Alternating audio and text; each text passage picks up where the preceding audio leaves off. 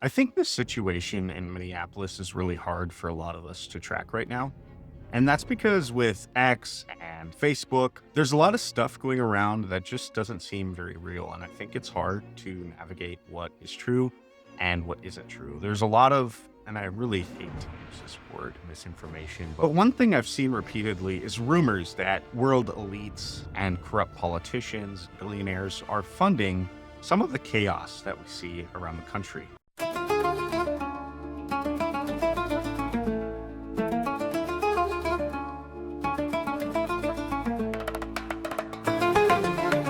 These rumors definitely surfaced during the Black Lives Matter protests, and now more recently with the deaths of Renee Good and Alex Preddy. There's a lot of these accusations surfacing right now. I've seen X posts about how George Soros and individuals like him are funding these riots and protests across the country, and I don't know if they're true.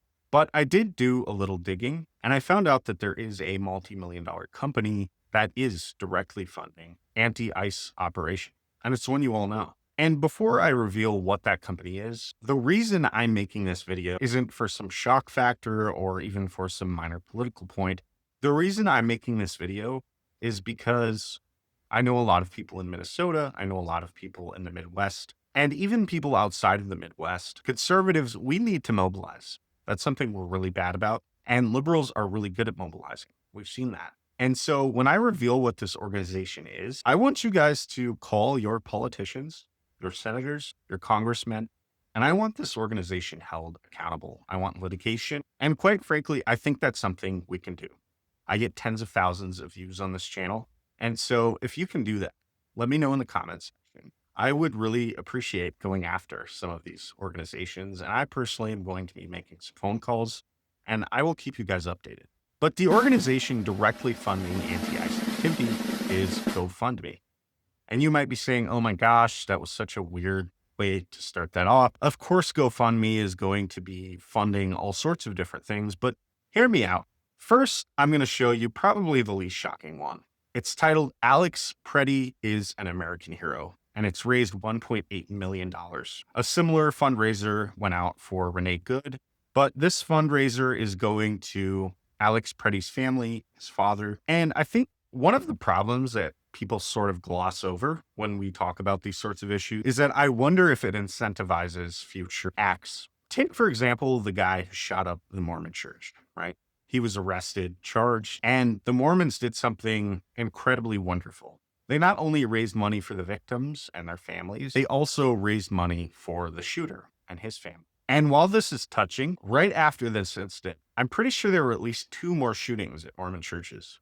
And so that kind of begs the question of, if you have these funds going to people who commit these acts or put themselves in these situations and then they're rewarded with hundreds of thousands or millions of dollars, does it incentivize future things like this? To be objective, there were fundraisers for figures like Jonathan Ross, the ICE agent who shot Renee Good. So GoFundMe isn't completely like leftist in this way, but there's a couple more that I want to show you that I find super concerning. The second one is titled Support Safety Gear for North Minneapolis Supporters. And you could tell by the sign being held up, talking about, you can't kill us all, we're watching you, get the F out of our state. This fundraiser, according to this, funds gas masks, body and dash cameras, wired headsets so that anti-ICE operators can communicate with each other across the city, and equipment distributed to quote unquote frontline patrollers. So what's really interesting about this, and the next one I'm going to show you is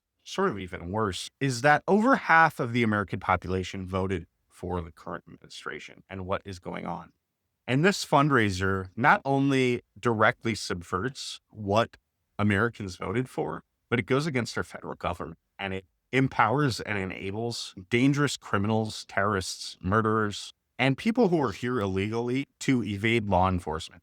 They're obstructing law enforcement officers and agencies from carrying out what the American people voted for. This last one is entitled the Minneapolis Rapid Response Emergency Defense Fund. And it's raised, as of right now, about $152,000. And this is sort of the same thing. It's asking for vests and gas masks and whistles and communication. These people call themselves a response team because when they see law enforcement officers in different neighborhoods or ICE officers moving and conducting operations in their city, they respond rapidly, interrupting law enforcement from continuing what, again, millions of Americans voted for, making them less effective and helping illegal criminals escape. Quite frankly, I think this is inexcusable. I think it's extremely insulting that a multi-million-dollar organization company would profit from this and enable this sort of activity. And I think lawsuits should be brought forward. I'm going to raise this issue to my local congressman, and I would encourage you all to do the same. Just imagine if there was a company that was doing similar things, but supporting right-wing organizations that were actively obstructing the government. Liberals would be absolutely up in arms. I think this would be on CNN, ABC News, and every single nutcase left-wing TikToker would be talking about it. And so I want you guys to take this seriously, and I will update you on the actions I take against GoFundMe, because I don't think I can do this alone. It takes a village, but this really makes me mad.